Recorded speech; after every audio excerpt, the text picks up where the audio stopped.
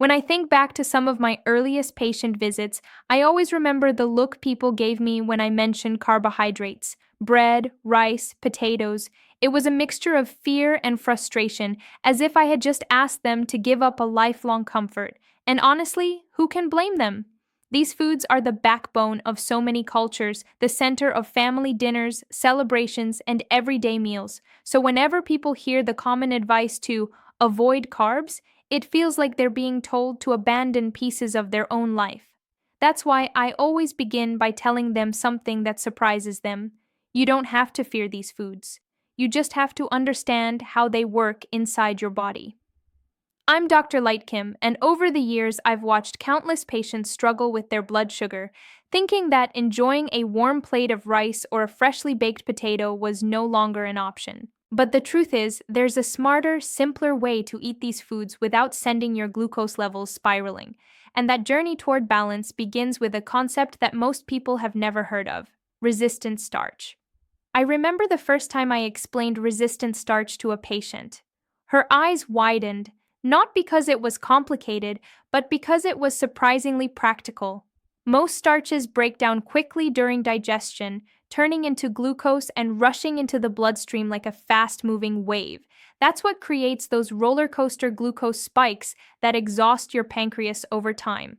But resistant starch is different. It behaves almost like a quiet guest at the party, present, but never causing chaos.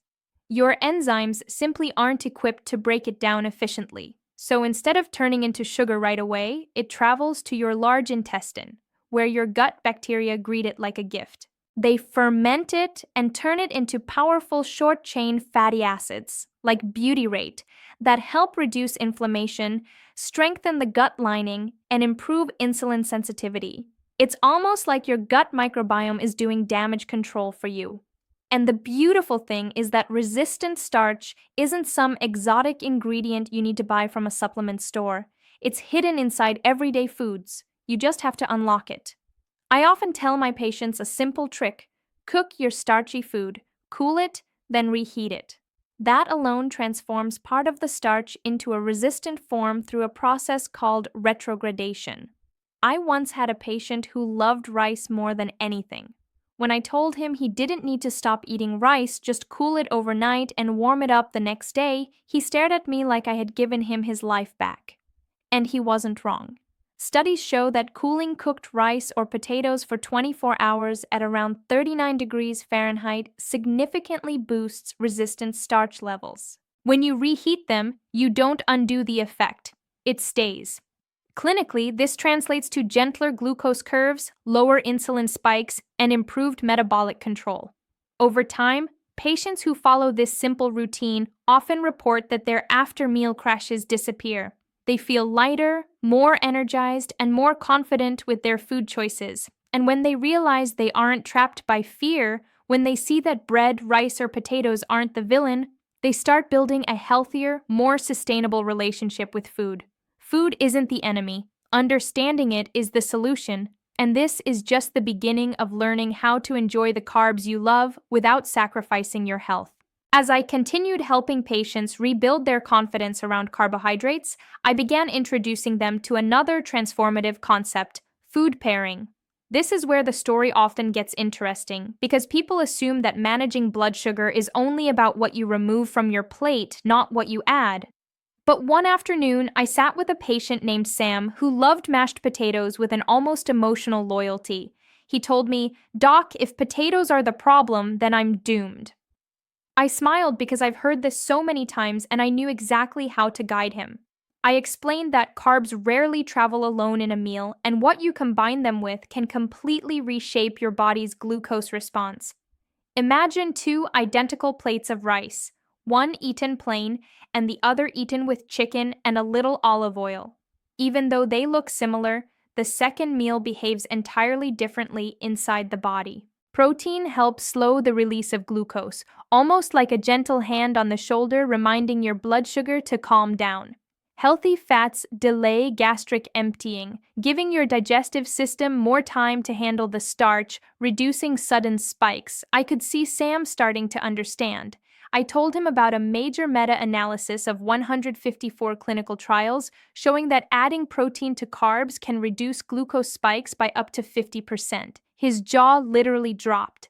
And when I mentioned how fats can improve insulin clearance and support pancreas function, he leaned forward like he was hearing a secret that had been hidden from him his whole life. The truth is, so many of us were never taught that food synergy matters just as much as the food itself.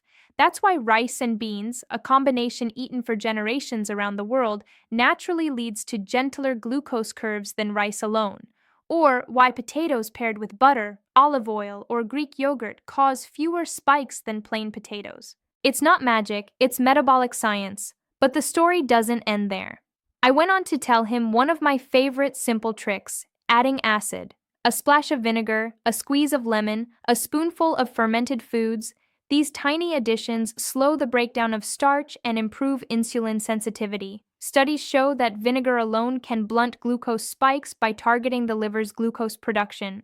Sam raised his eyebrows, amazed that something as simple as lemon juice could have such a noticeable impact. Then I shared what I consider the ultimate food ordering hack: eat your carbs last.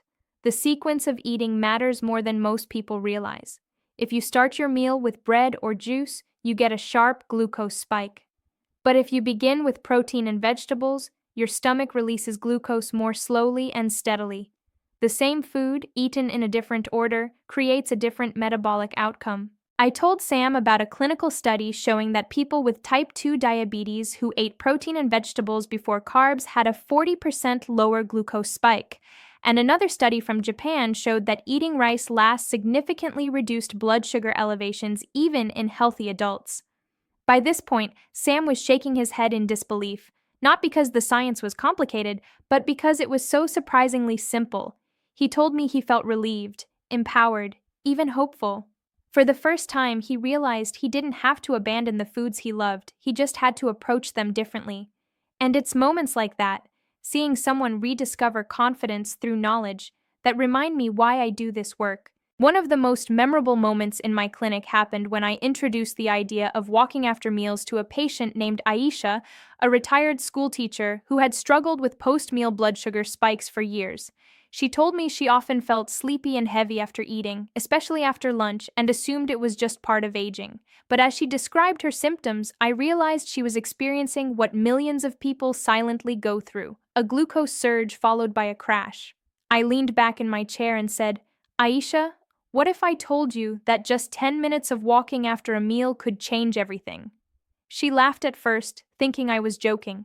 But I explained that this wasn't just advice. It was one of the most consistent, scientifically proven ways to flatten post-meal spikes. It all comes down to how our muscles use glucose. When you walk, even at a slow, relaxed pace, you activate the soleus muscle in your calf, a metabolic workhorse that absorbs glucose like a sponge. What makes this muscle extraordinary is that it's built with slow-twitch fibers, allowing it to work for long periods without fatigue.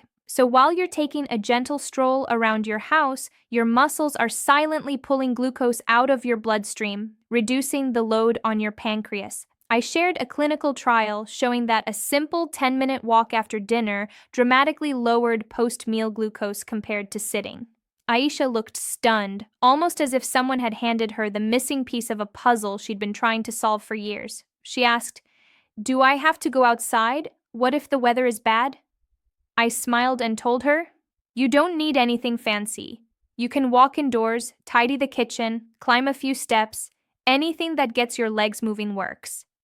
The key was timing. Moving right after eating is like giving your body a head start. You're using glucose at the same moment it begins entering your bloodstream. I explained that walking later, an hour or two after eating, was still good for general health, but it wasn't nearly as effective for glucose control. The magic happens when activity and digestion overlap. Over the next few weeks, Aisha returned to my office with a glow I hadn't seen before.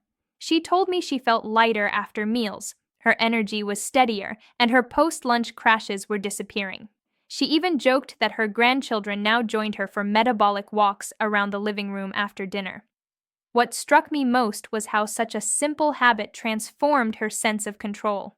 For years, she believed that managing her blood sugar required drastic changes or complicated routines, but now she was discovering that small, consistent actions could reshape her entire metabolic rhythm. And this is something I wish more people understood. Sometimes the most powerful solutions come from the simplest behaviors. You don't need expensive gadgets or impossible diets. You just need to give your muscles a chance to help your metabolism the way they were designed to. Walking after meals isn't just a health tip, it's one of the easiest, most accessible tools anyone with blood sugar concerns can immediately put into practice and feel the difference within days. As I continued working with patients who feared carbohydrates, I realized that one of the biggest breakthroughs came when they finally understood that not all carbs behave the same way inside the body, and this lesson always reminded me of a conversation I had with a man named Hassan, a 62-year-old grandfather who proudly told me he had quit all carbs because he believed it was the only way to control his diabetes. But as he spoke, I could see the exhaustion in his face. He missed his morning oats, the bread his wife baked, and the rice dish his daughter cooked every Sunday. So I gently told him, Hassan, it's not the carbs themselves that are hurting you, it's the type of carbs. He looked confused, so I grabbed a napkin from the counter and drew a simple picture of a campfire. Imagine this fire, I said. If you throw sawdust on it, it bursts into flames instantly, but if you place thick logs on it, it burns slow and steady. Then I explained that finely milled flour, like what you find in white bread, pastries, instant oatmeal, and processed cereals, digests just like sawdust burns, fast, hot, and chaotic. These foods hit the bloodstream quickly, causing sharp spikes that strain the pancreas, but coarse grains, whole foods, legumes, intact oats, and high-fiber carbs behave like logs. They digest slowly, release glucose gradually, and keep energy stable. I watched his eyes widen as the simple analogy sank in. He asked, "So I don't have to give up everything?" I shook my head. Absolutely not. You just need to choose carbs that work with your body, not against it. I explained how fiber is the unsung hero of carbohydrate science, the one nutrient people underestimate the most. Fiber slows digestion, feeds gut bacteria, improves insulin sensitivity, and acts like a natural brake on glucose absorption. When you eat fiber-rich foods like barley, beans, lentils, chickpeas, or even steel-cut oats, you give your body the chance to handle glucose gently and gradually. Hassan shifted in his seat, thinking deeply, because for the first time he realized he wasn't trapped in the all-or-nothing mindset he'd been carrying for years. I could see the relief wash over him as I assured him that most problems come from ultra-processed carbohydrates, the ones that are stripped of fiber, ground into powder, and engineered for quick digestion. Those foods behave like a spark igniting the fire instantly, but whole grains and minimally processed carbs burn slowly, giving the body time to regulate glucose properly. Then I shared one more essential truth. Timing matters just as much as type. I told him about the studies showing that eating late at night worsens glucose tolerance because our insulin sensitivity follows a circadian rhythm, becoming weaker in the evening. Melatonin rises at night, which suppresses insulin release and makes glucose stay in the bloodstream longer. Hassan leaned back and sighed, realizing why his late-night snacks always made him feel worse the next morning. I encouraged him to eat his final meal at least 3 hours before bed, allowing his metabolism to work with him instead of fighting against his natural rhythms. And as he left my office that day, he said something I'll never forget. "You didn't take carbs away from me. You gave them back to me in a better way." Moments like that remind me that balance, not restriction, is what truly transforms health. As I reflected on all these principles, resistant starch, food pairing, walking after meals, choosing whole carbs, respecting circadian rhythm, I realized that the real transformation happens not when people memorize science, but when they begin to see their relationship with food differently, and I was reminded of this during a follow-up visit with a patient named Maria. She came into my office smiling in a way I hadn't seen before, and she sat down and said, "Doctor, I feel like I finally have control."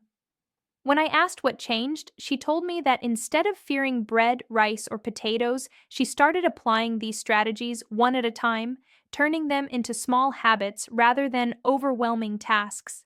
She cooled her rice before reheating it the next day. She added lemon to her meals. She ate her chicken and vegetables before touching the carbs on her plate, and she took gentle 10-minute walks with her husband after dinner. She explained that what surprised her most wasn't the reduction in glucose spikes, though that was encouraging, it was the sense of freedom.